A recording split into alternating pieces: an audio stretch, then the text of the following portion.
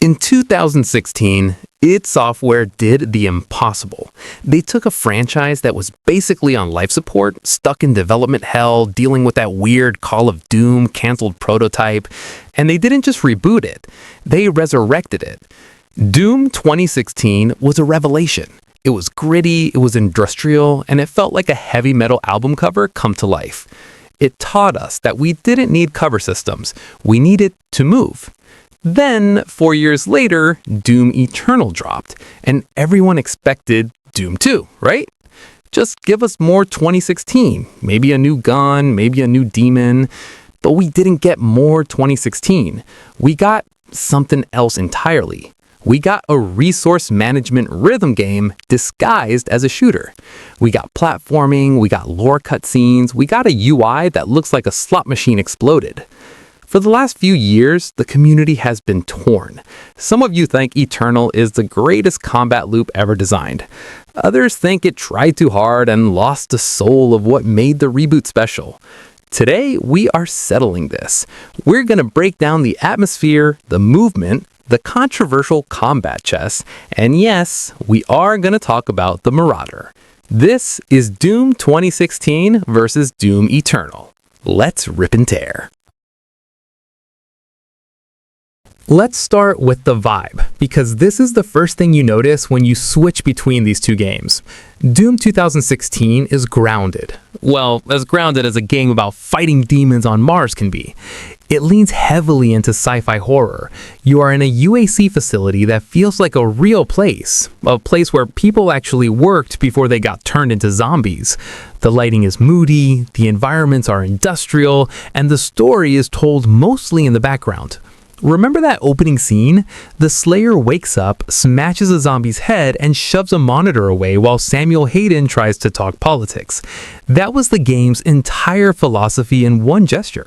I don't care about your story, I'm here to kill.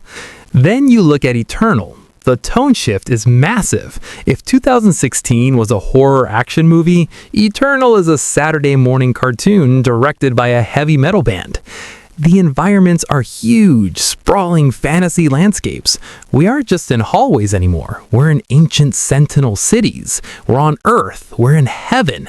It's colorful, almost too colorful for some people. The floating weapon pickups are bright green neon spinning in the air. The UI is flashy. It feels gamey on purpose. And the story presentation? Eternal loves its lore. We get third-person cutscenes where we see the Slayer from the outside. We get distinct words like Argent Thanor and Khan Maker thrown at us constantly. Here's my take. Doom 2016 has a better atmosphere. It feels cohesive. You feel like a trapped animal fighting your way out of a facility. Eternal, on the other hand, feels like a theme park. It's a fun theme park, but it loses that immersive, lonely feeling of being the only thing standing between humanity and hell.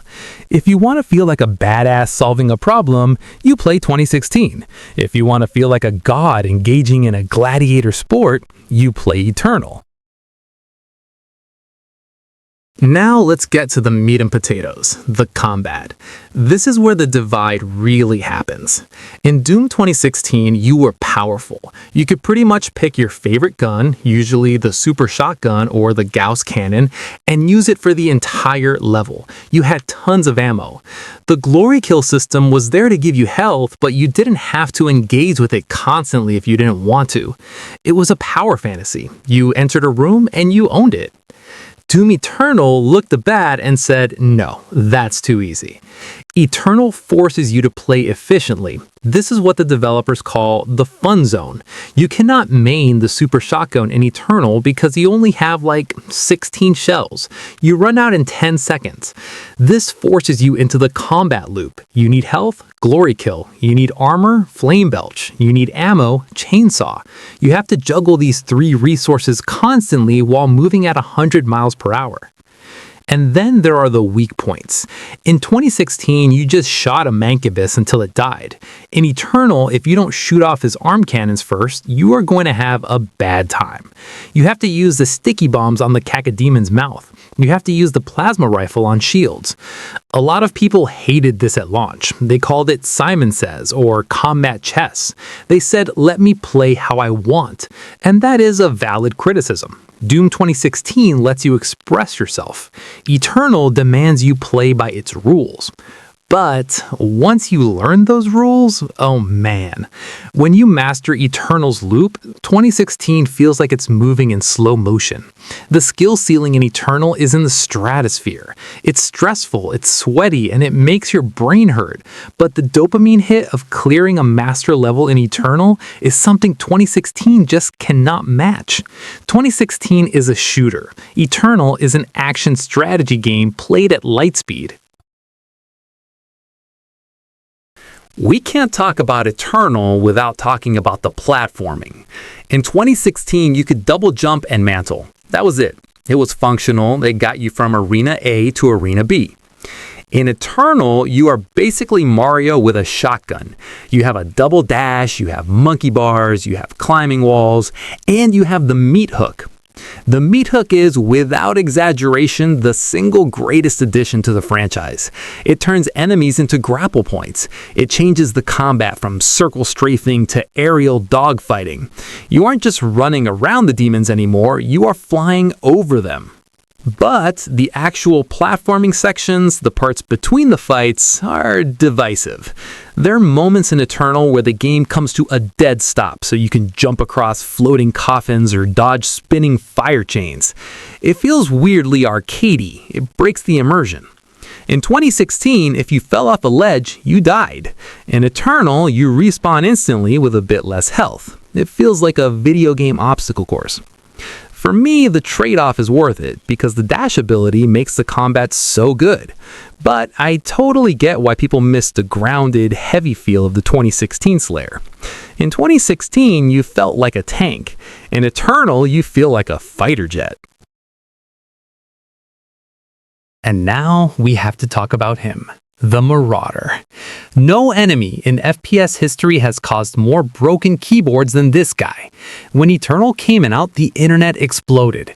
He breaks the flow. He's cheap. Why does he have a shield? Here's the thing. The Marauder is the ultimate test of Eternal's philosophy.